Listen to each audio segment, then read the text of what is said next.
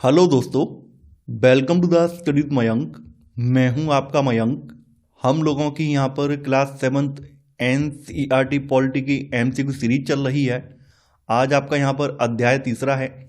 यहां पर हम लोग राज्य शासन कैसे काम करता है इस अध्याय से संबंधित प्रश्नों को देखेंगे। तो चलिए स्टार्ट करते हैं आज का वीडियो। देखते हैं हमें क्या क्या डिस्कस करना है यहाँ पर।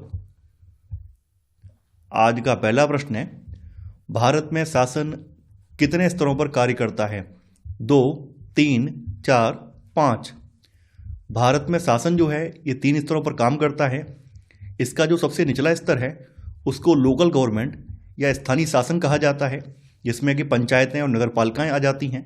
इसके बाद फिर राज्य स्तर पर जो गवर्नमेंट होती है उसको स्टेट गवर्नमेंट या राज्य शासन कहा जाता है।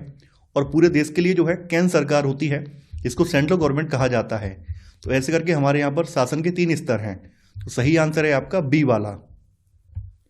दूसरा प्रश्न है, राज्य स्तरीय शासन मुख्य रूप से किस सीमा के भीतर कार्य करता है?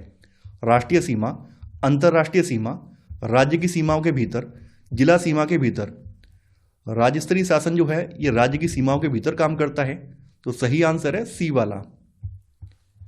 तीसरा प्रश्न है, भारतीय संविधान के किस भाग में राज्य कार्यपालिका का उल्लेख है?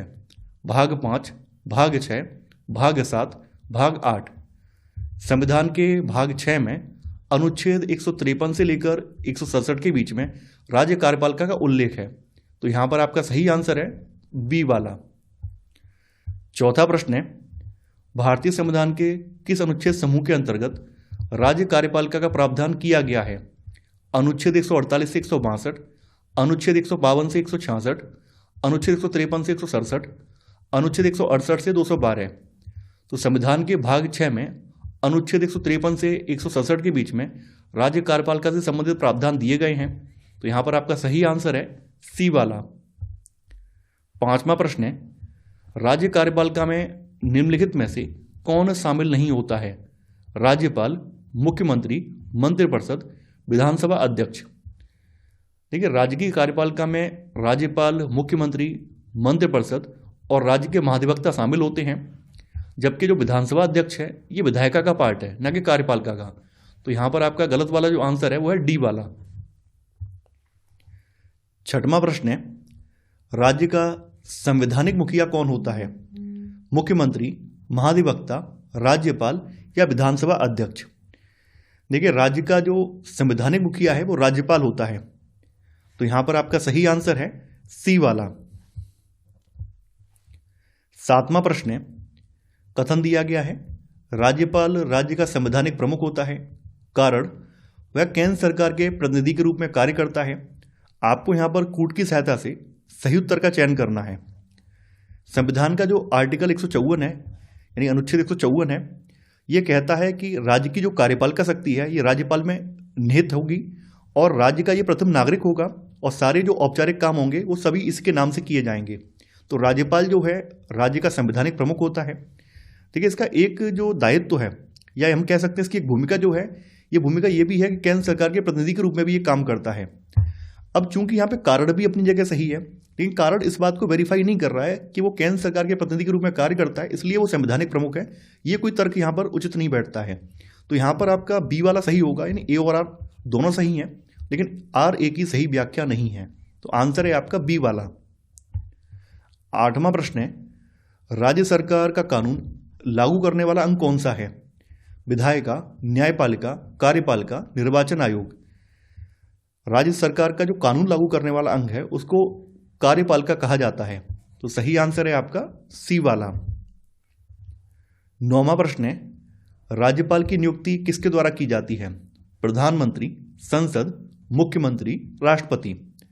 राज्यपाल की जो नियुक्ति है ये राष्ट्रपति के द्वारा की जाती है। तो सही आंसर है आपका डी वाला। 10वां प्रश्न है, संविधान के किस अनुच्छेद के तहत राज्यपाल की नियुक्ति राष्ट्रपति के मोहर लगे आज्ञापत्र से होती है? अनुच्छेद 153, अनुच्छेद 155, अनुच्छेद 161, अनुच्छेद 164।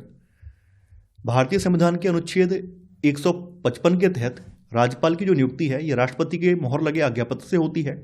तो यहां पर आपका सही आंसर है बी वाला। 11वां प्रश्न है, राज्य विधायिका से संबंधित अनुच्छेद संविधान के किस भाग में है? भाग 5, भाग 6, भाग 7, भाग 9। संविधान के भाग 6 में अनुच्छेद 168 से लेकर अनुच्छेद 212 के बीच में राज्य विधायिका से संबंधित प्रावधान दिए गए हैं। तो सही आंसर है आपका बी वाला। 12वां प्रश्न है, संविधान के किस अनुच्छेद में राज्य विधानमंडल का उल्लेख है? अनुच्छेद 164, अनुच्छेद 168, अनुच्छेद 170, अनुच्छेद 173। देखिए, भारतीय संविधान के अनुच्छेद 168 में स्पष्ट रूप से राज्यों के विधानमंडलों के गठन का उल्लेख किया गया है। इसके अनुसार प्रत्येक राज्य के लिए एक विधानमंडल होगा जो राज्यपाल और एक या फिर 2 सदनों से मिलकर बना होगा। तो यहां पर आपका सही आंसर है बी वाला, यानी अनुच्छेद 168। 13वां प्रश्न है, राज्य स्तर पर कानून बनाने वाली संस्था को क्या कहते हैं? राज्य कार्यपालिका, राज्य न्यायपालिका, मंत्रिपरिषद, राज्य विधानमंडल। राज्य स्तर पर नीतियों को बनाने वाली या कानून बनाने वाली जो संस्था होती है उसको राज्य विधायिका या राज्य विधानमंडल कहा जाता है। तो सही आंसर है आपका डी वाला। 14वां प्रश्न है, एक सदनीय विधानमंडल में कितने सदन होते हैं? 1, 2, 3, 4। एक सदनीय विधानमंडल में केवल एक सदन होता है, इसको विधानसभा कहा जाता है। सही आंसर है ए वाला। 15वां प्रश्न है, एक सदनीय विधानमंडल के सदन को क्या कहा जाता है? विधान परिषद, लोकसभा, विधानसभा, राज्यसभा। तो इसको विधानसभा कहा जाता है। सही आंसर है सी वाला। 16वां प्रश्न है, विधानसभा के सदस्यों को क्या कहा जाता है? MP, MLA, MLC, councillor. देखिए, संसद के जो सदस्य होते हैं उनको मेंबर ऑफ पार्लियामेंट कहा जाता है। ये संसद के सदस्य होते हैं। एमएलए की फुल फॉर्म होती है मेंबर ऑफ लेजिस्लेटिव असेंबली, यानी जो विधानसभा के सदस्य हैं उनको एमएलए कहा जाता है। एमएलसी जो है इसकी फुल फॉर्म होती है मेंबर ऑफ लेजिस्लेटिव काउंसिल। तो ये जो हैं ये होते हैं विधान परिषदों के सदस्य। काउंसलर जो हैं ये नगर निगम या स्थानीय शासन पद्धतियां हैं उनसे संबंधित हैं। तो यहाँ विधानसभा के जो सदस्य होते हैं उनको एमएलए या विधायक कहा जाता है। तो सही आंसर है आपका बी वाला। 17वां प्रश्न है, एमएलए का पूर्ण रूप है member of legislative assembly, master of legislative assembly, member of law and administration, member of law assembly. देखिए, एमएलए को मेंबर ऑफ लेजिस्लेटिव असेंबली कहा जाता है। तो यहां पर आपका सही आंसर है ए वाला। 18वां प्रश्न है, अधिकांश भारतीय राज्यों में कौन सी व्यवस्था है? द्विसदनीय, त्रिसदनीय, एक सदनीय या संघीय परिषद। अधिकांश भारतीय राज्यों में एक सदनीय व्यवस्था है। वर्तमान में भारत के 22 राज्यों में एक सदनीय व्यवस्था है और केवल 6 राज्य ऐसे हैं जहां पर द्विसदनीय व्यवस्था है। तो यहां पर आपका सही आंसर होगा सी वाला, यानी एक सदनीय व्यवस्था। 19वां प्रश्न है, विधानसभा के सदस्यों का चुनाव कैसे होता है? अप्रत्यक्ष मतदान, राज्यपाल द्वारा नामांकन, प्रत्यक्ष मतदान यानी जनता द्वारा, स्थानीय निकायों द्वारा। विधानसभा के सदस्यों का जो चुनाव है ये लोकतांत्रिक प्रक्रिया के तहत जनता के द्वारा प्रत्यक्ष मतदान से होता है। तो यहां पर आपका सही आंसर है सी वाला। 20वां प्रश्न है, एक सदनीय विधानमंडल में कौन शामिल होते हैं? केवल विधानसभा, राज्यपाल और विधानसभा, राज्यपाल और विधान परिषद। देखिए, जैसा कि मैंने आपको बताया था कि जो एक सदनीय विधानमंडल है ये अनुच्छेद 168 के तहत इसमें राज्यपाल और विधानसभा शामिल होते हैं, तब ये पूर्ण होता है। तो यहां पर आपका सही आंसर है बी वाला। 21वां प्रश्न है, निर्दलीय या इंडिपेंडेंट उम्मीदवार कौन होते हैं? जो किसी दल से संबद्ध नहीं होते, जो मुख्यमंत्री के रिश्तेदार होते हैं, जो केवल केंद्र सरकार द्वारा मनोनीत होते हैं, जिनका कोई निर्वाचन क्षेत्र नहीं होता। ऐसे उम्मीदवार जो किसी भी पार्टी से बिलोंग नहीं करते हैं उन्हें निर्दलीय उम्मीदवार कहा जाता है। तो यहां पर आपका सही आंसर है ए वाला, यानी जो किसी दल से संबद्ध नहीं होते हैं। 22वां प्रश्न है, एक राज्य विधानसभा में अधिकतम कितने सदस्य हो सकते हैं? 400, 450, 500, 550। देखिए, संविधान के अनुच्छेद 170 के तहत किसी राज्य की विधानसभा में अधिकतम 500 सदस्य हो सकते हैं, तो यहां पर आपका सही आंसर है सी वाला यानी 500। 23वां प्रश्न है, जनता अपनी समस्याएं सरकार तक किन माध्यमों से पहुंचाती है? धरना और प्रदर्शन, मीडिया, ज्ञापन देना या उपरोक्त सभी? देखिए, जनता जब त्रस्त हो जाती है, उसे लगता है सरकार काम नहीं कर रही है, सरकार उसकी समस्याओं को नहीं सुन रही है, तो वो धरना देती है, प्रदर्शन करती है, सरकारी विभागों के जो ऑफिस होते हैं उनके आगे प्रदर्शन करती है, नेताओं के घरों का घेराव करती है, मीडिया के सामने आती है, मीडिया से बात करती है, जगह जगह ज्ञापन सौंपती है। तो ये सभी माध्यम हैं, जनता इन माध्यमों का प्रयोग करके अपनी बात सरकार तक पहुंचाती है। तो यहां पर आपका सही आंसर होगा डी वाला यानी उपरोक्त सभी। 24वां प्रश्न है, विधानसभा में एकत्रित होने वाले सभी विधायकों को सामूहिक रूप से क्या कहते हैं? कार्यपालिका, विधायिका, मंत्रिपरिषद, ब्यूरोक्रेसी? विधानसभा में इकट्ठा होने वाले सभी विधायकों को सामूहिक रूप से विधायिका कहा जाता है। तो यहां पर आपका सही आंसर है बी वाला। 25वां प्रश्न है, विधानसभा में बहस के दौरान विधायक क्या कर सकते हैं? सुझाव दे सकते हैं, प्रश्न पूछ सकते हैं, सरकारी निर्णय का विरोध कर सकते हैं या उपरोक्त सभी?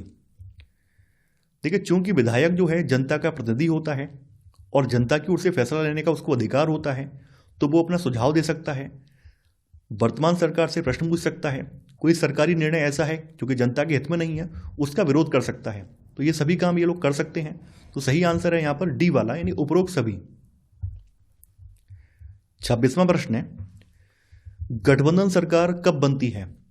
जब किसी एक दल को स्पष्ट बहुमत ना मिले, जब मुख्यमंत्री इस्तीफा दे दे, जब राष्ट्रपति शासन लागू हो, जब चुनाव रद्द हो जाए। देखिए, जब किसी राजनीतिक दल को प्रदेश में या फिर चुनाव में स्पष्ट बहुमत नहीं मिलता है, तो वो क्या करता है, किसी अन्य पार्टी से मिलकर सरकार बनाता है।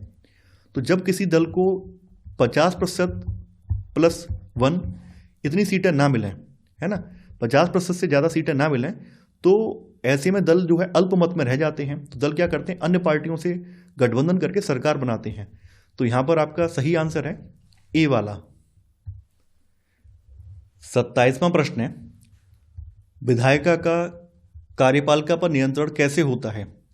प्रश्न पूछकर, बजट स्वीकृत न करके, नीतियों पर बहस करके या उपरोक्त सभी? देखिए, विधायिका सरकार से यानी कार्यपालिका से प्रश्न पूछती है।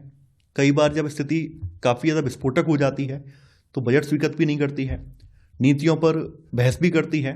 तो इन सभी के जरिए विधायिका जो है कार्यपालिका पर नियंत्रण स्थापित करती है। तो यहाँ पर आपका सही आंसर है डी वाला। 28वां प्रश्न है, लोकतंत्र में मुख्यमंत्री और मंत्रियों को क्यों जवाब देना पड़ता है? क्योंकि वे जनता के प्रतिनिधि हैं, क्योंकि उनके पास पैसा है, क्योंकि वे सेना के प्रमुख हैं, क्योंकि संविधान उन्हें बाध्य नहीं करता। चूंकि लोकतंत्र में मुख्यमंत्री और मंत्री जो हैं ये जनता के प्रतिनिधि होते हैं, इसलिए इन्हें जवाब देना पड़ता है। तो यहां पर आपका सही आंसर है ए वाला।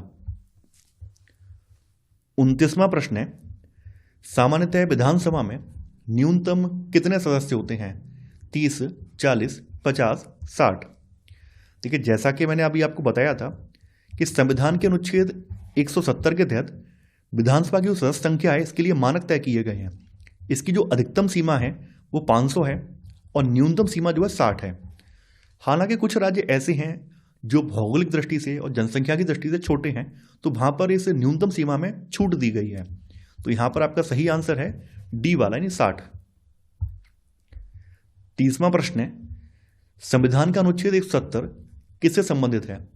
विधानसभा का कार्यकाल, विधानसभा की सदस्य संख्या, मुख्यमंत्री की नियुक्ति या मंत्रिपरिषद की जिम्मेदारी? देखिए, विधानसभा की सदस्य संख्या से संबंधित ये अनुच्छेद है। तो यहां पर आपका सही आंसर है बी वाला। वहीं अनुच्छेद 172 जो है, आर्टिकल 172 जो है, वो विधानसभा के कार्यकाल से संबंधित है। अनुच्छेद 164 जो है ये मुख्यमंत्री की नियुक्ति और मंत्रिपरिषद की नियुक्ति से संबंधित है। अनुच्छेद 164 का जो दूसरा भाग है, इसका जो पार्ट 2 है, ये मंत्रिपरिषद की जिम्मेदारी से संबंधित है। ये मंत्रिपरिषद सामूहिक रूप से विधानसभा के प्रति जिम्मेदार होगी। तो यहां पर सही आंसर है आपका बी वाला।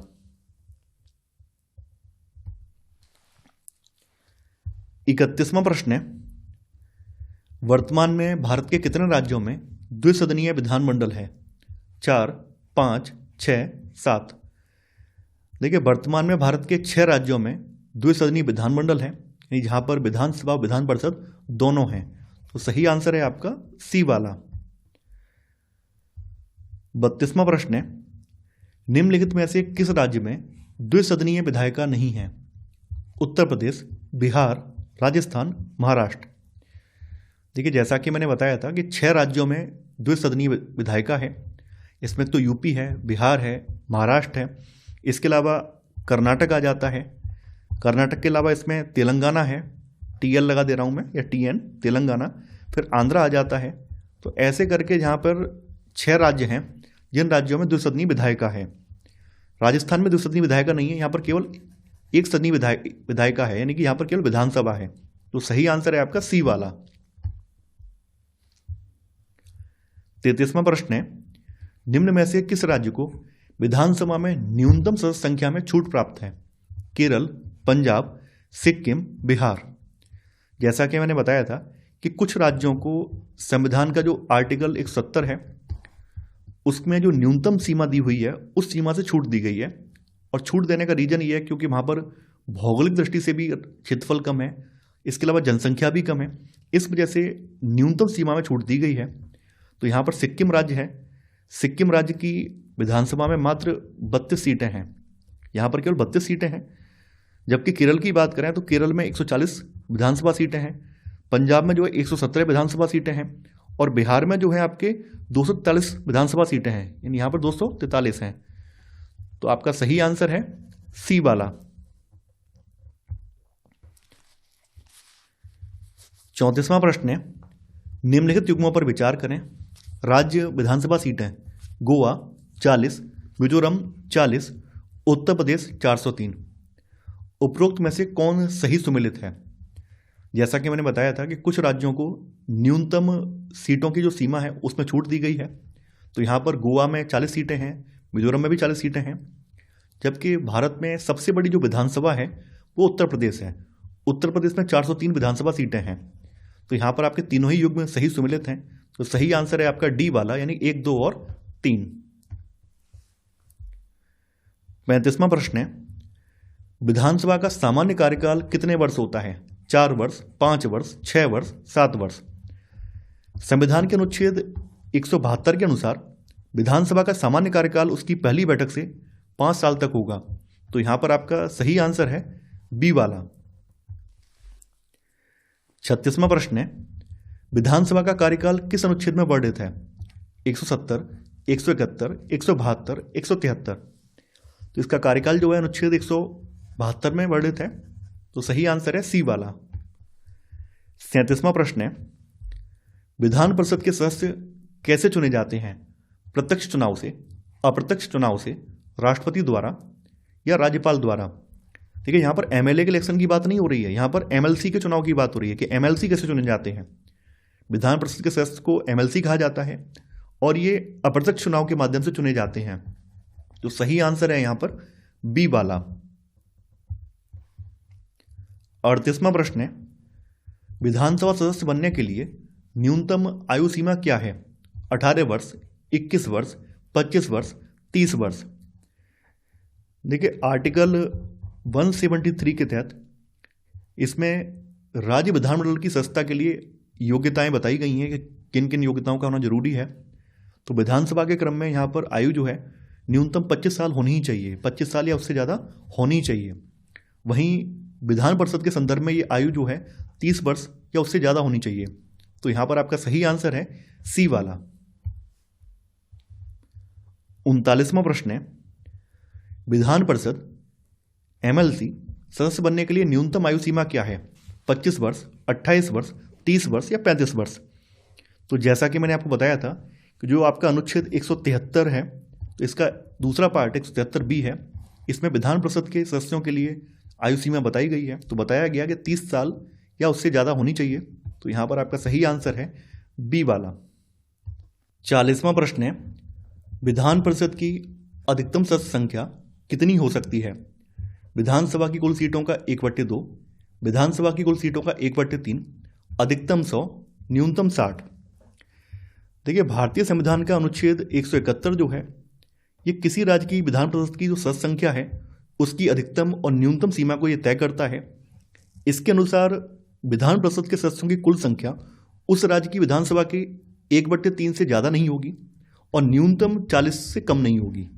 तो यहाँ पर आपका सही आंसर है बी वाला। यानी मान लीजिए किसी राज्य की विधानसभा में 300 विधायक हैं और उस राज्य में विधान परिषद भी है, तो वहाँ पर विधान परिषदों के सदस्यों की संख्या इसके 1/3 से ज़्यादा नहीं होगी, 100 से ज़्यादा नहीं होगी। इससे 100 से कम ही हो सकती है, 100 से ज़्यादा नहीं होगी। तो यहाँ पर आपका सही आंसर है बी वाला।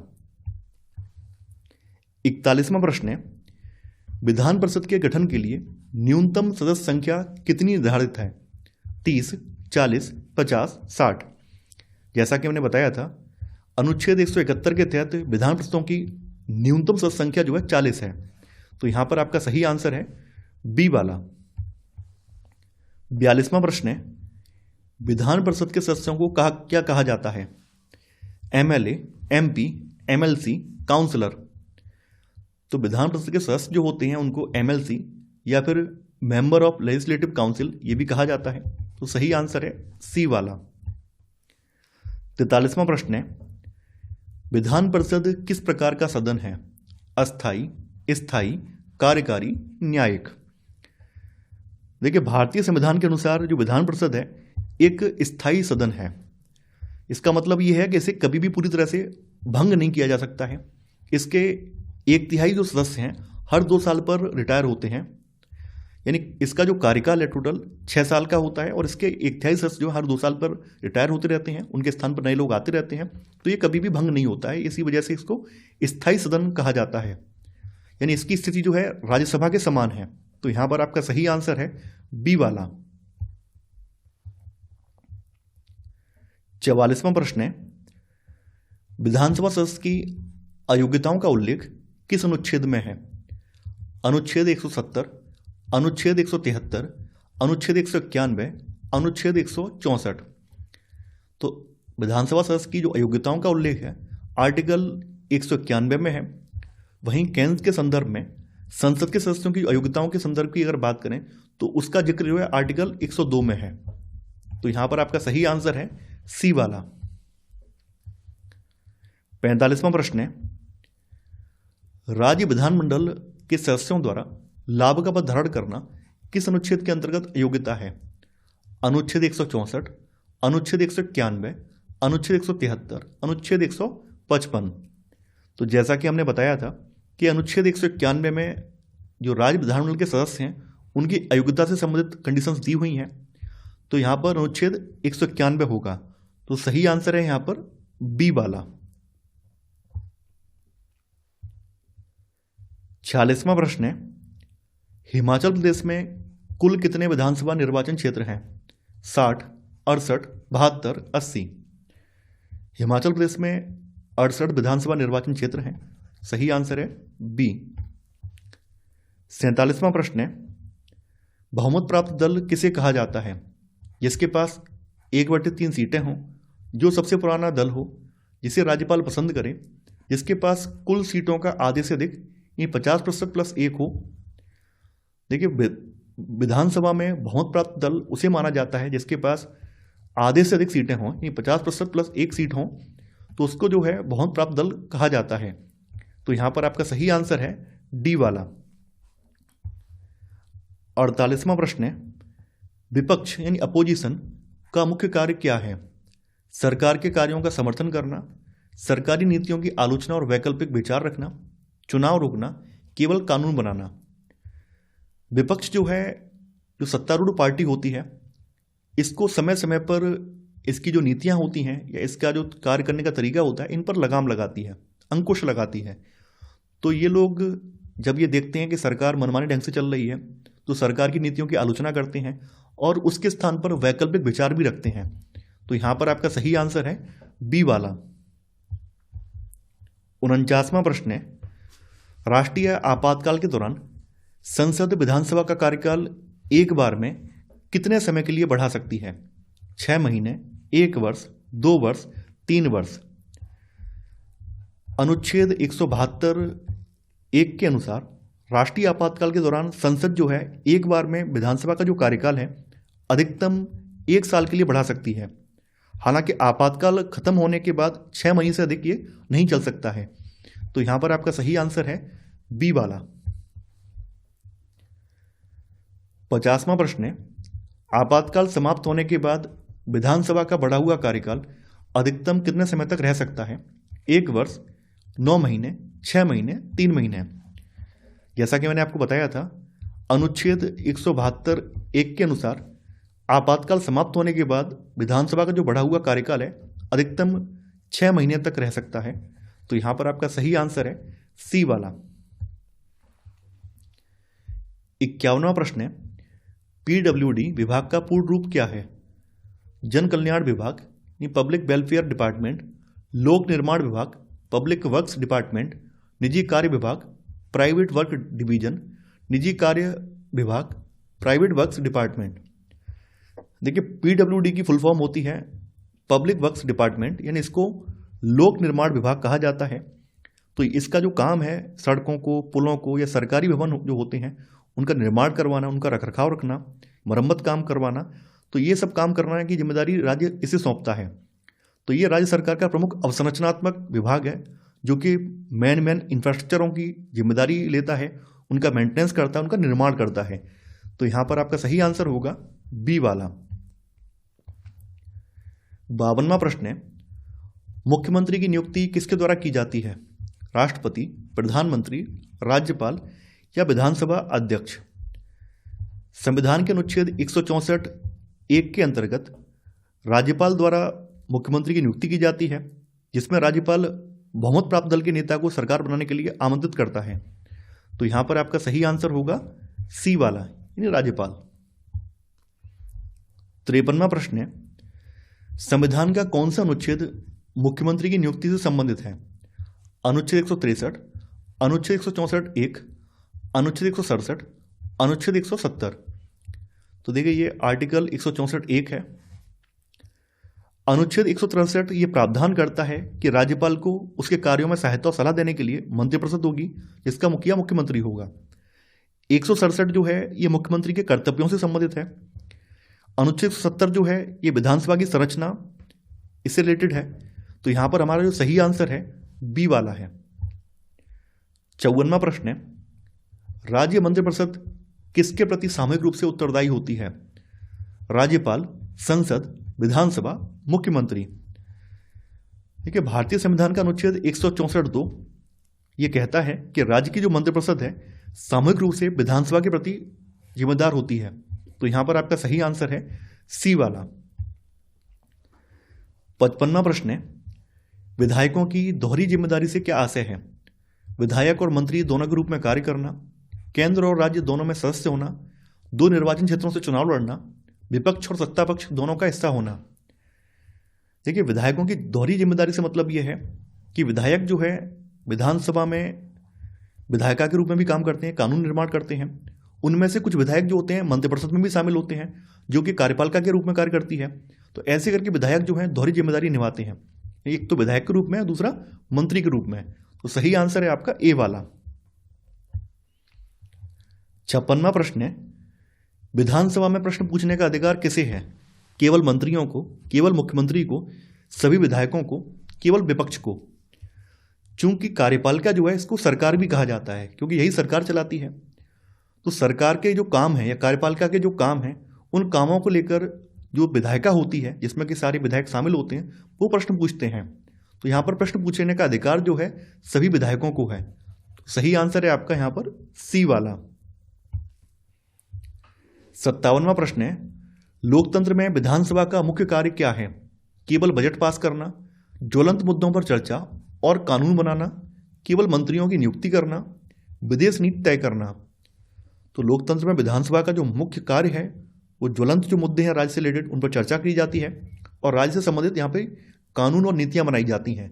तो सही आंसर है आपका बी वाला। 58वां प्रश्न है, प्रेस वार्ता यानी प्रेस कॉन्फ्रेंस, इसका मुख्य उद्देश्य क्या होता है? मंत्रियों का मनोरंजन, सरकार के निर्णयों की जानकारी जनता तक पहुंचाना और सवालों के जवाब देना, चुनाव प्रचार करना, विपक्षी दलों को डराना। देखिए, प्रेस वार्ता आमतौर पर किसी विशिष्ट मुद्दे को लेकर की जाती है। जैसे स्वास्थ्य का मुद्दा है तो स्वास्थ्य को लेकर सरकार क्या काम कर रही है, क्या प्रयास कर रही है, तो उसकी जानकारी प्रेस वार्ता के जरिए एक जगह पर सभी जितने रिपोर्टर्स होते हैं उनको बुलाकर एक रूम में उनको इंटरव्यू दिया जाता है, बताया जाता है कि भाई हम स्वास्थ्य को लेकर ये कार्य कर रहे हैं, ये नीतियाँ बना रहे हैं, इतना हमने बजट रखा है इसके लिए। यहाँ पर रिपोर्टर्स इनसे सवाल भी पूछते हैं उस टॉपिक से रिलेटेड। तो ऐसे करके ये अपनी जो निर्णय होते हैं वो जनता तक पहुँचाते हैं और रिपोर्टर यहाँ पर सवाल पूछते हैं कि आपने कितनी प्रगति इसमें की है। तो सरकार के निर्णयों की जानकारी जनता तक पहुँचाना और सवालों के जवाब देना। तो सही आंसर है आपका बी वाला। 59वां प्रश्न है, राज्य में बजट को स्वीकृति कौन देता है? राज्यपाल, मंत्रिपरिषद, विधानसभा, मुख्यमंत्री। देखिए, राज्य में बजट को स्वीकृति जो है वो विधानसभा देती है। तो सही आंसर है आपका सी वाला। 60वां प्रश्न है, निम्नलिखित कथनों पर विचार कीजिए। राज्यपाल राज्य कार्यपालिका का प्रमुख होता है। राज्यपाल केंद्र सरकार का प्रतिनिधि होता है। राज्यपाल राज्य विधानमंडल का सदस्य होता है। देखिए, यहां पर पहला वाला बिल्कुल सही है। अनुच्छेद 154 के अनुसार राज्य की कार्यपालिका शक्ति राज्यपाल में निहित होती है। तो यहां पर राज्यपाल जो है ये राज्य कार्यपालिका का प्रमुख होता है। ये बिल्कुल सही बात है कि राज्यपाल की जो नियुक्ति है केंद्र सरकार की अनुशंसा के आधार पर की जाती है। केंद्र सरकार जो है राष्ट्रपति के समक्ष नाम प्रस्तुत करती है और बाद में राष्ट्रपति उसको नियुक्त करता है। तो ऐसे करके राज्यपाल जो है केंद्र सरकार का प्रतिनिधि होता है। राज्यपाल राज्य विधानमंडल का सदस्य होता है, ये गलत है। राज्यपाल विधानमंडल के किसी भी सदन का सदस्य नहीं होता है, लेकिन विधानमंडल का हिस्सा जरूर होता है, क्योंकि जो भी विधानसभा से या विधान परिषद से जो भी बिल पास होते हैं वो पास होने के बाद राज्यपाल के पास जाती हैं और राज्यपाल जब तक उस पर साइन नहीं करेगा तब तक वो बिल आगे नहीं बढ़ेगा या कानून नहीं बन पाएगा। इस तरह से राज्यपाल जो है विधानमंडल का हिस्सा जरूर है लेकिन उसका सदस्य नहीं है। तो यहां पर आपका सही आंसर होगा ए वाला, यानी कि केवल 1 और 2। 61वां प्रश्न है, निम्नलिखित में से किस अनुच्छेद युग्म का सही मिलान है? अनुच्छेद 168 राज्य कार्यपालिका, अनुच्छेद 170 विधानसभा का कार्यकाल, अनुच्छेद 172 विधानसभा का कार्यकाल, अनुच्छेद 173 मंत्रिपरिषद की सामूहिक जिम्मेदारी। देखिए, अनुच्छेद 168 जो है ये राज्य विधानमंडल से संबंधित है, न कि राज्य कार्यपालिका से संबंधित। यानी ये कार्यपालिका से रिलेटेड नहीं है बल्कि विधानमंडल से रिलेटेड है, विधान से रिलेटेड है। तो यहां पर आपका पहला वाला ए वाला गलत हो जाएगा। अनुच्छेद 170 जो है ये विधानसभा की सदस्य संख्या है उसकी संरचना से संबंधित है, न कि कार्यकाल से। तो यहां पर बी वाला गलत हो जाएगा। यहां पर आपका सी वाला सही है। अनुच्छेद 172 में विधानसभा के कार्यकाल के बारे में बताया गया है। अनुच्छेद 173 जो है ये विधानमंडल के सदस्य बनने की योग्यताएं जो है उनसे संबंधित है।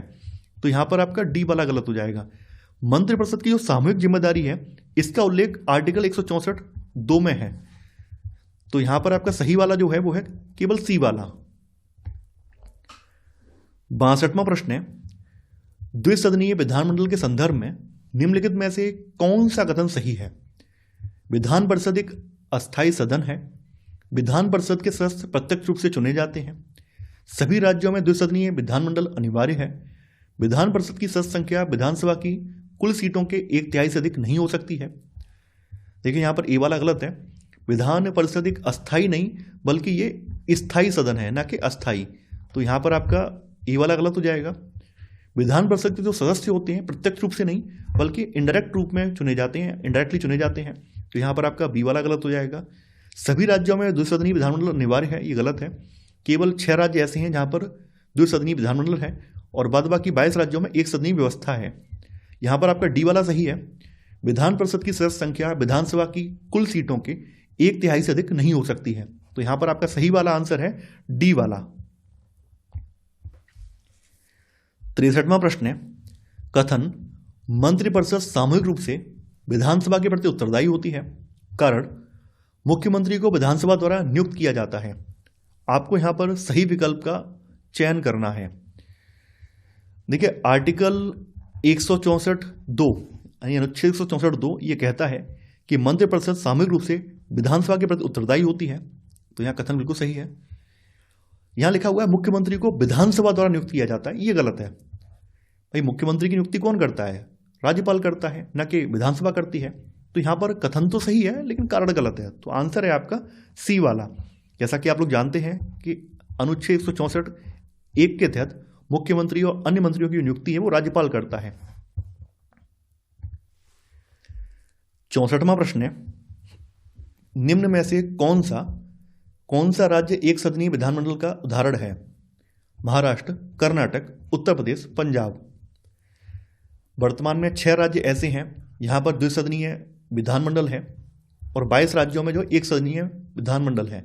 तो यहाँ पे महाराष्ट्र, कर्नाटक, उत्तर प्रदेश, इनमें क्या है, द्विसदनीय विधानमंडल है, जबकि पंजाब में जो है एक सदनीय विधानमंडल है। तो सही आंसर है आपका डी वाला। 65वां प्रश्न है, विधानसभा की न्यूनतम सदस्य संख्या में छूट किस आधार पर दी गई है? ऐतिहासिक कारण, आर्थिक पिछड़ापन, भौगोलिक एवं जनसंख्या कारण, राजनीतिक अस्थिरता। तो जैसा कि मैंने बताया था कि यहाँ पर अनुच्छेद 170 के तहत जो यहाँ पर उच्चतम, अधिकतम और न्यूनतम सीमा सेट की गई है विधानसभा के सदस्यों की, कि अधिकतम 500 हैं और न्यूनतम 60 हो सकते हैं। लेकिन यहाँ पर एक अपवाद भी दिया गया है कि जो राज्य भौगोलिक दृष्टि से छोटे हैं, यहाँ जनसंख्या कम है, वहाँ पर न्यूनतम सीमा में छूट दी गई है। तो सही आंसर है आपका सी वाला।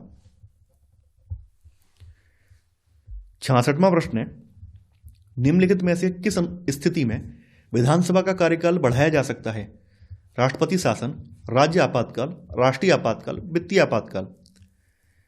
देखिए, राष्ट्रीय आपातकाल की परिस्थितियों में अनुच्छेद 172 एक ये कहता है कि अगर राष्ट्रीय आपातकाल हो तो राष्ट्रीय आपातकाल के दौरान संसद कानून बनाकर राज्य विधानसभा का जो कार्यकाल है ये 1 साल तक बढ़ा सकती है, यानी 1 साल तक ये कार्यकाल बढ़ाया जा सकता है। तो ये राष्ट्रीय आपातकाल की स्थिति में इसको बढ़ाया जा सकता है। तो सही आंसर है आपका सी वाला। 67वां प्रश्न है, निम्नलिखित में से कौन सा कथन बहुमत की अवधारणा को सही रूप से दर्शाता है? कुल मतों का 50%, कुल मतों का 2/3, केवल निर्वाचित सदस्यों का बहुमत, कुल सदस्यों का 50% प्लस 1। तो बहुमत का मतलब है कि कुल सदस्यों का 50% प्लस 1। तो सही आंसर है आपका डी वाला। 68वां प्रश्न है, निम्नलिखित में से कौन सा कथन गलत है? विधायक प्रत्यक्ष चुनाव से चुने जाते हैं, एमएलसी अप्रत्यक्ष रूप से चुने जाते हैं, राज्यपाल विधानसभा का सदस्य होता है, विधानसभा राज्य सूची पर कानून बनाती है। देखिए, यहाँ पर ए वाला बिल्कुल सही है कि विधायक प्रत्यक्ष चुनाव से चुने जाते हैं, वहीं जो विधान परिषद के सदस्य हैं, एमएलसी हैं, ये इनडायरेक्ट इलेक्शन से चुने जाते हैं। ये वाला सही है। राज्यपाल विधानसभा का सदस्य नहीं होता है, राज्यपाल विधानमंडल का अंग जरूर है, लेकिन ये किसी भी सदन का सदस्य नहीं होता है। डी वाला सही है। विधानसभा जो है राज्य सूची से संबंधित जो विषय हैं उन पर कानून बनाती है। तो यहां पर जो आपका गलत वाला है वो है सी वाला। तो आंसर है आपका सी। 69वां प्रश्न है, निम्नलिखित में से कौन सा राज्य सूची का विषय है? रक्षा, स्वास्थ्य सेवा, विदेश नीति, नागरिकता। देखिए, रक्षा, विदेश नीति, नागरिकता ये केंद्रीय सूची के विषय हैं।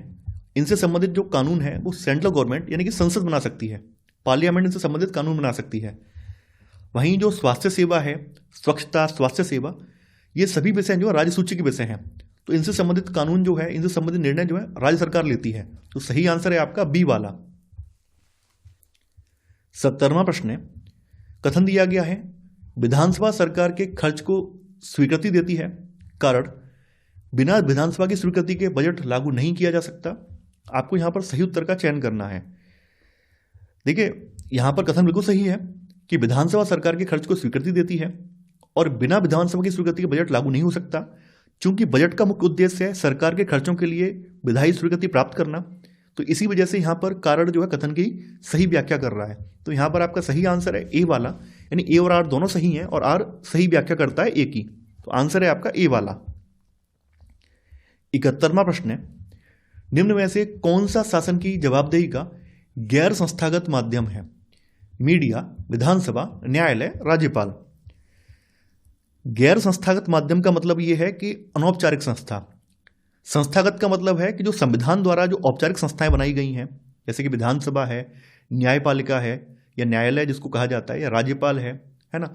तो ये क्या है? ये संस्थागत संस्थाएं हैं, औपचारिक संस्थाएं हैं जो संविधान में इनका जिक्र किया गया है।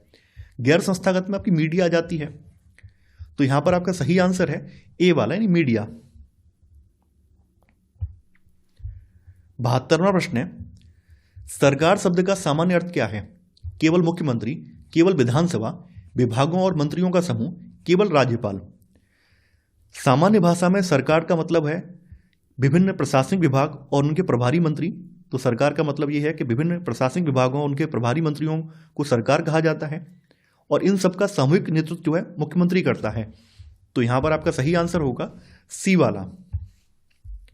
73वां प्रश्न है, जांच समितियों का गठन सामान्यतः क्यों किया जाता है? चुनाव कराने हेतु, जटिल समस्याओं की जांच हेतु, नीति निर्माण हेतु, कानून संशोधन हेतु। अक्सर जांच समितियां जो हैं ये जटिल समस्याओं की जांच करने के लिए जांच समितियां बनाई जाती हैं। तो यहां पर आपका सही आंसर है बी वाला। 74वां प्रश्न है, निम्नलिखित में से कौन सा राज्य सरकार का विभाग नहीं है? स्वास्थ्य विभाग, शिक्षा विभाग, लोक निर्माण विभाग, निर्वाचन आयोग। स्वास्थ्य विभाग, शिक्षा विभाग, लोक निर्माण विभाग ये सभी राज्य सरकार के विभाग हैं। वहीं निर्वाचन आयोग एक स्वतंत्र संवैधानिक निकाय है, न कि कोई विभाग। तो यहां पर सही आंसर है आपका डी वाला। 75वां प्रश्न है, राज्य विधानमंडल के संदर्भ में निम्नलिखित कथनों पर विचार कीजिए। राज्यपाल विधानमंडल का अभिन्न अंग होता है, लेकिन वह किसी भी सदन की कार्यवाही में भाग नहीं ले सकता। संविधान के अनुच्छेद 172 के तहत विधानसभा के कार्यकाल को राष्ट्रीय आपातकाल के दौरान संसद द्वारा अनिश्चित काल के लिए बढ़ाया जा सकता है। आपको यहां बताना है कौन सा कथन सही है। देखिए, राज्यपाल विधानमंडल का अभिन्न अंग होता है, हालांकि वो विधानमंडल के किसी भी सदन का सदस्य नहीं होता है। अनुच्छेद 175 कहता है कि राज्यपाल जो है विधानमंडल के दोनों सदनों को संबोधित कर सकता है, लेकिन यहां लिखा हुआ है किसी सदन की कार्यवाही में भाग नहीं ले सकता। ये गलत हो जाएगा, क्योंकि ये संबोधित कर रहा है तो इसका मतलब ये है कि विधानमंडल की सदनों की कार्यवाही में हिस्सा ले रहा है। तो यहां पर आपका पहला वाला गलत हो जाएगा। अनुच्छेद 172 ये कहता है कि राष्ट्रीय आपातकाल के दौरान विधानसभा के कार्यकाल को संसद के द्वारा एक बार में 1 साल तक के लिए बढ़ाया जा सकता है, न कि अनिश्चित काल के लिए। तो यहां पर आपका सेकंड वाला भी गलत हो जाएगा। यहां पर आपका एक और दो दोनों ही गलत है, तो आंसर है आपका डी वाला। ना तो एक सही है और ना ही दूसरा। 76वां प्रश्न है, राज्य शासन के संदर्भ में निम्नलिखित कथनों पर विचार कीजिए। भारत के हर राज्य में विधानसभा है और हर राज्य कई निर्वाचन क्षेत्रों में बटा हुआ है। हर निर्वाचन क्षेत्र से जनता एक प्रतिनिधि चुनती है जो विधानसभा का सदस्य यानी कि विधायक बन जाता है। विधानसभा के सदस्य को विधायक या एमएलए कहा जाता है। आपको यहां बताना है कौन सा कथन असत्य है। देखिए, पहला वाला कथन बिल्कुल सही है कि भारत के हर राज्य में विधानसभा है और हर राज्य कई निर्वाचन क्षेत्रों में बटा हुआ है। अब आपके मन में आएगा कि सर ने तो हर राज्य में बोल दिया। हर राज्य का मतलब ये है कि जहां पर द्विसदनीय व्यवस्था है वहां पर भी विधानसभा है, और एक सदनीय है वहां पर भी विधानसभा है, तो हर राज्य में हो गई। तो भारत के हर राज्य में विधानसभा है और हर राज्य जो है कई निर्वाचन क्षेत्रों में बटा हुआ है। हर निर्वाचन क्षेत्र से एक प्रतिनिधि चुनती है, जनता एक प्रतिनिधि चुनती है जो विधानसभा का सदस्य यानी कि विधायक बन जाता है। और विधानसभा के सदस्य को विधायक या फिर मेंबर ऑफ लेजिस्लेटिव असेंबली भी कहा जाता है। यहां पर तीनों ही सही हैं। पूछा गया है कौन सा असत्य है, तो आंसर होगा डी वाला। इनमें से कोई भी कथन असत्य या गलत नहीं है, तो आंसर है आपका डी वाला। 77वां प्रश्न है, किसी राज्य विधानसभा में मौजूद दलों के संदर्भ में निम्नलिखित कथनों पर विचार कीजिए। जिस राजनीतिक दल के विधायक आधे से अधिक निर्वाचन क्षेत्रों में जीत जाते हैं, राज्य में उस दल को बहुमत में माना जाता है। बहुमत प्राप्त करने वाले राजनीतिक दल को विपक्षी पक्ष और अन्य सबको सत्ता पक्ष कहा जाता है। आपको यहां बताना है कौन सा कथन आपका सही है। यहां पर पहला वाला बिल्कुल सही है।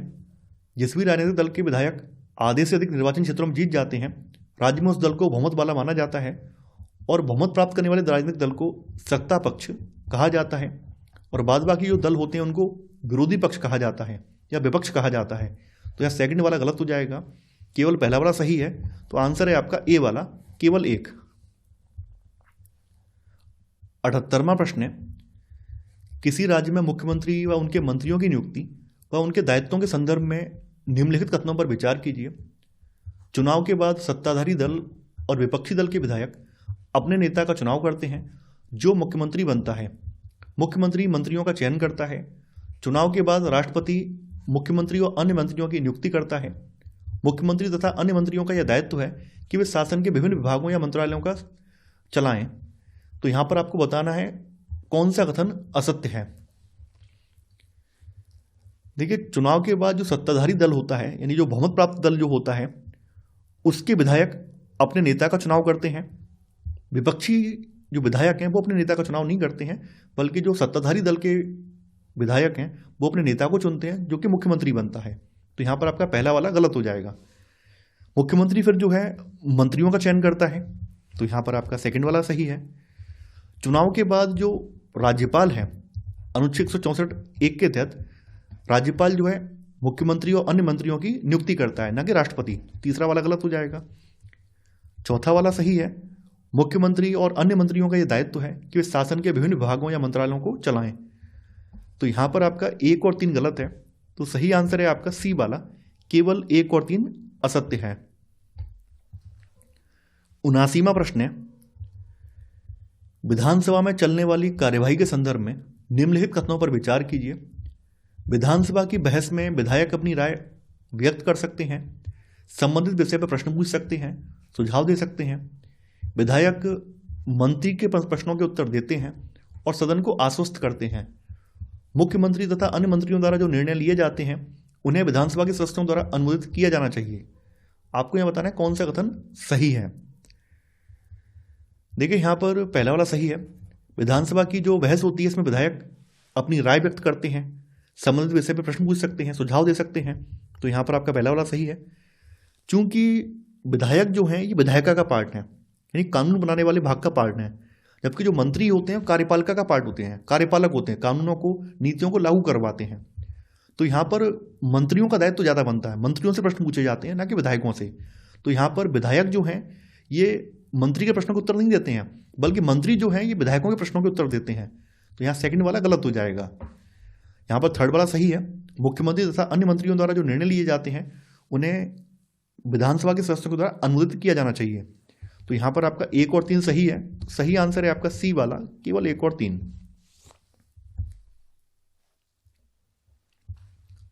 80वां प्रश्न है, राज्य में सरकार के कार्यपालिका विधायिका के उत्तरदायित्वों के संदर्भ में निम्नलिखित कथनों पर विचार कीजिए। मुख्यमंत्री और विभिन्न विभागों के मंत्री सरकार का कार्यकारी हिस्सा यानी कार्यपालिका कहलाते हैं। सारे विधायक जो विधानसभा में एकत्र होते हैं विधायिका कहलाते हैं। विधायिका सरकार के कार्यकारी हिस्से को काम करने का अधिकार देती है और फिर उसके काम की जांच भी करती है। राज्य में विधायक सामूहिक रूप से सरकार के काम के लिए उत्तरदायी होते हैं। आपको यहाँ बताना है कौन सा कथन सही है। देखिए पहला वाला सही है। मुख्यमंत्री और जो अन्य विभागों के मंत्री हैं ये सरकार के कार्यकारी हिस्से के पार्ट हैं, यानी कार्यपालिका कहलाते हैं। सारे विधायक जो विधानसभा में इकट्ठे होते हैं उनको विधायिका कहा जाता है। विधायिका जो है सरकार के कार्यकारी हिस्से को काम करने का अधिकार देती है और फिर उसके काम की मॉनिटरिंग करती है, जांच भी करती है। तो थर्ड वाला सही है। विधायक नहीं बल्कि जो मंत्रिपरिषद है, अनुच्छेद 164(2) के तहत जो राज्य की मंत्रिपरिषद है ये सामूहिक रूप से विधानसभा के प्रति उत्तरदायी होती है। तो यहाँ पर आपका चौथा वाला गलत हो जाएगा। यहाँ पर 1, 2, 3 सही है, तो सही आंसर है आपका बी वाला, केवल 1, 2 और 3। 81वां प्रश्न है, विधान परिषद यानी लेजिस्लेटिव काउंसिल की संरचना के बारे में कौन सा कथन सत्य है। इसकी अधिकतम सदस्य संख्या विधानसभा की कुल सदस्य संख्या का आधा यानी 1/2 हो सकती है।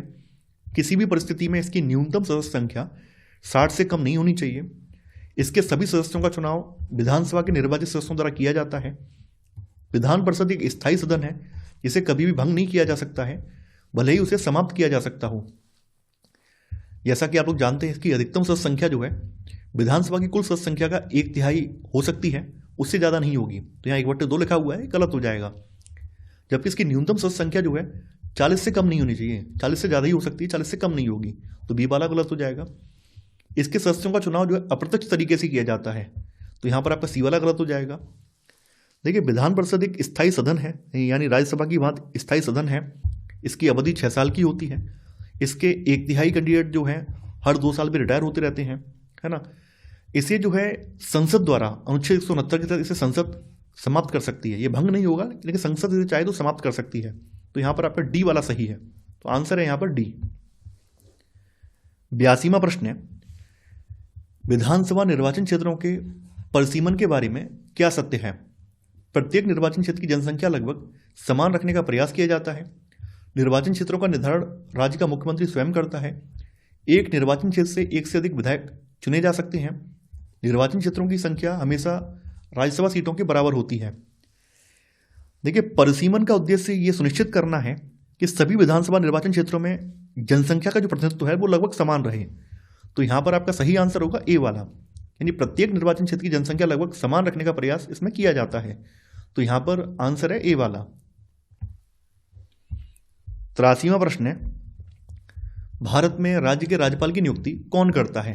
प्रधानमंत्री, सर्वोच्च न्यायालय के मुख्य न्यायाधीश, भारत के राष्ट्रपति, संसद। जैसा कि आप जानते हैं अनुच्छेद 155 के तहत भारत के राष्ट्रपति के द्वारा राज्यपाल की नियुक्ति की जाती है। तो सही आंसर है आपका सी वाला। 84वां प्रश्न है, एक निश्चित क्षेत्र जहां रहने वाले सभी मतदाता अपना प्रतिनिधि चुनते हैं कहलाता है? राज्य, क्षेत्र, सीमा, निर्वाचन क्षेत्र। एक निश्चित क्षेत्र जहां रहने वाले सभी मतदाता अपना प्रतिनिधि चुनते हैं, ये निर्वाचन क्षेत्र कहलाता है और निर्वाचन क्षेत्रों का निर्धारण चुनाव आयोग करता है। सही आंसर है आपका डी वाला।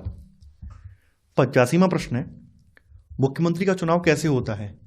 चुनाव में बहुमत प्राप्त करने वाली पार्टी के अध्यक्ष द्वारा, चुनाव में बहुमत प्राप्त करने वाली पार्टी के विधायकों द्वारा, प्रधानमंत्री के सुझाव पर भारत के राष्ट्रपति द्वारा, गवर्नर की संस्तुति पर भारत के राष्ट्रपति द्वारा। तो जैसा कि आप लोग जानते हैं, चुनाव में जो बहुमत प्राप्त करने वाली जो पार्टी होती है उस पार्टी से सरकार बनाने के लिए आग्रह किया जाता है, तो उसके विधायकों में से उसके नेता को चुना जाता है। तो यहाँ पर ऐसे करके मुख्यमंत्री का चुनाव होता है और बाद में राज्यपाल इसकी नियुक्ति करता है। तो यहाँ पर आपका सही आंसर है बी वाला। 86वां प्रश्न है, निम्नलिखित में से कौन सा कार्य राज्य सरकार का है? नई दिल्ली और वास्को डिगामा के बीच नई गाड़ी चलाना, 1000 के नोट का नया डिजाइन लागू करना, पाकिस्तान और बांग्लादेश के साथ शांतिपूर्ण संबंध बनाना, 10वीं कक्षा के बोर्ड परीक्षा को बंद करना। देखिए, नई दिल्ली और वास्को डिगामा स्पेन में पड़ता है ये। तो दो देशों के बीच में अगर नई गाड़ी चलानी है या कोई नई सेवा चलानी है तो ये जिम्मेदारी केंद्र सरकार की है, ना कि राज्य सरकार की। करेंसी लागू करना, करेंसी का नया डिजाइन तैयार करना, करेंसी को वापस लेना, नोटबंदी इसको कहा जाता है, ये सभी काम भी केंद्र सरकार का, सेंट्रल गवर्नमेंट का है। दो देशों के बीच में शांतिपूर्ण वार्ता करना, शांतिपूर्ण संबंध स्थापित करना, ये काम भी केंद्र सरकार का है। तो ये तीनों काम जो है केंद्र सरकार के हैं। वहीं जो बोर्ड परीक्षा किस तरह से करानी है या नहीं करानी है, मार्किंग पैटर्न क्या होगा, तो ये निर्णय राज्य सरकार लेती है। तो 10वीं कक्षा में बोर्ड परीक्षा को बंद करने का जो निर्णय है राज्य सरकार का निर्णय है, ना कि केंद्र सरकार का। तो यहां पर आपका सही आंसर है डी वाला। 87वां प्रश्न है, विधानसभा के सदस्य लोगों या जनता द्वारा चुने जाते हैं, मुख्यमंत्री द्वारा नियुक्त किए जाते हैं, राज्यपाल द्वारा नियुक्त किए जाते हैं, प्रधानमंत्री द्वारा नियुक्त किए जाते हैं। तो जैसा कि आप लोग जानते हैं, जो एमएलए होते हैं वो जनता के द्वारा प्रत्यक्ष रूप से चुने जाते हैं। तो सही आंसर है ए वाला। 88वां प्रश्न है, सरकार के कार्यपाल का अंग से अभिप्राय है? निर्वाचित प्रतिनिधि, देश का प्रत्येक नागरिक जो सार्वभौमिक वयस्क मताधिकार का उपयोग करता है, लोगों का समूह जो कानूनों को लागू करने और शासन चलाने के लिए उत्तरदायी है, उच्चतम न्यायालय तथा उच्च न्यायालयों के न्यायाधीश। कार्यपालिका का मतलब है कि लोगों का समूह जो कानूनों को लागू करने और शासन चलाने के लिए उत्तरदायी है। वहीं विधायिका जो है कानूनों को बनाने के लिए उत्तरदायी है और लागू करने के लिए कार्यपालिका उत्तरदायी है। तो सही आंसर है आपका सी वाला। 89वां प्रश्न है, राज्य की विधायिका अंग से अभिप्राय है? देश का प्रत्येक नागरिक, कानून लागू करने के लिए उत्तरदायी नौकरशाही, सर्वोच्च न्यायालय के न्यायाधीश, नागरिकों द्वारा निर्वाचित प्रतिनिधि। देखिए, नागरिकों के द्वारा जो निर्वाचित प्रतिनिधि हैं वो विधायक होते हैं। तो विधायक जो हैं ये विधानसभा का पार्ट होते हैं, तो इनको विधायिका भी कहा जाता है।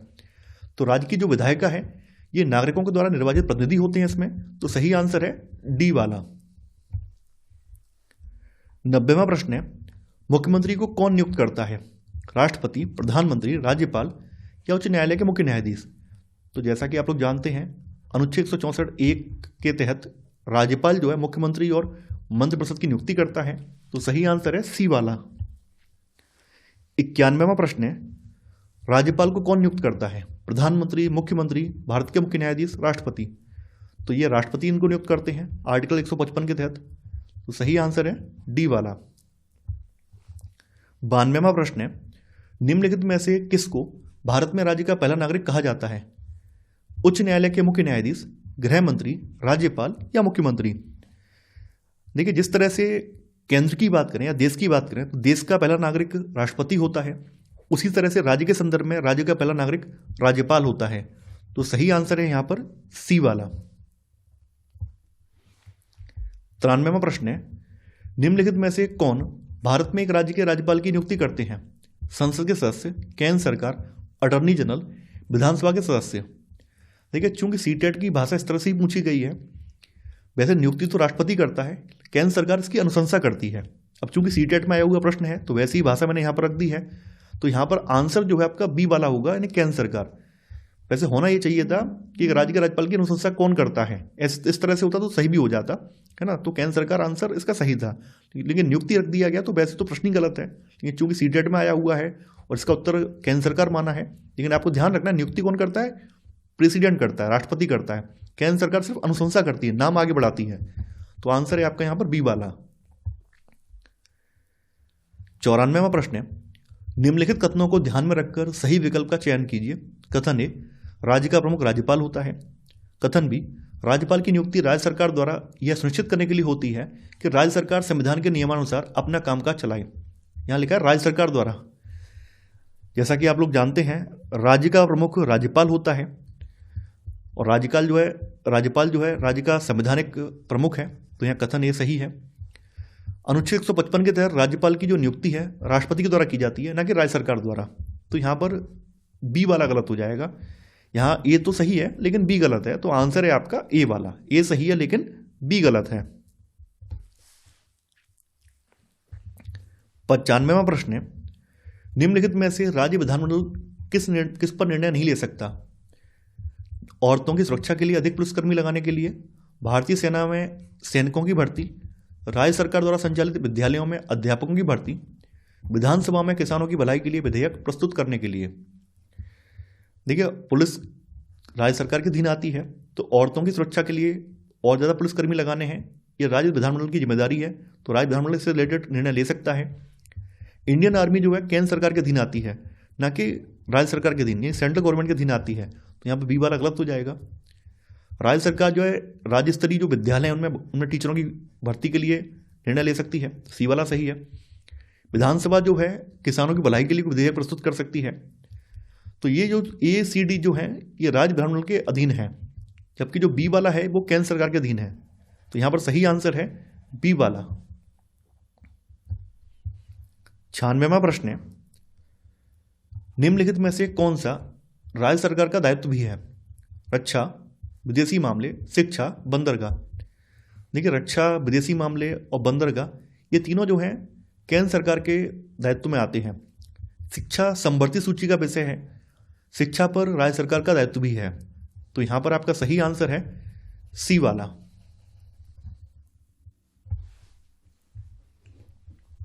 97वां प्रश्न है, राज्य सरकार का कार्यकारी प्रमुख कौन होता है?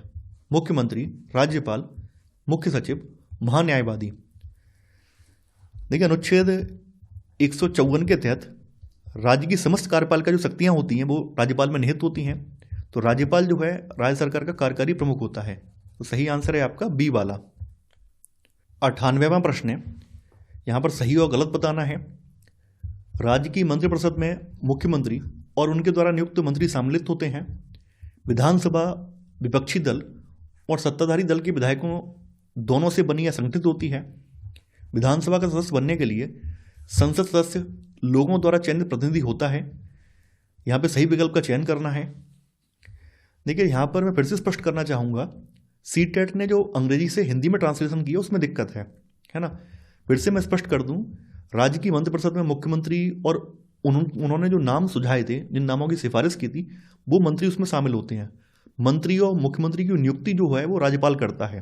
लेकिन चूंकि यहाँ पे भाषा का अंतर है, यहाँ पे हिंदी में जो ट्रांसलेट किया गया है पेपर, तो उसकी ट्रांसलेशन में यहाँ पे नियुक्ति वर्ड लिख दिया गया है, जो कि गलत है। लेकिन वैसे अगर देखा जाए, अंग्रेजी वाली ट्रांसलेशन देखी जाए, उस हिसाब से ऑप्शन ये सही है। तो राज्य की मंत्रिपरिषद में मुख्यमंत्री और उनके द्वारा जो सुझाए गए, जो नाम दिए गए हैं मंत्रियों के, वो मंत्री शामिल होते हैं। तो ये पहला वाला सही हो जाएगा।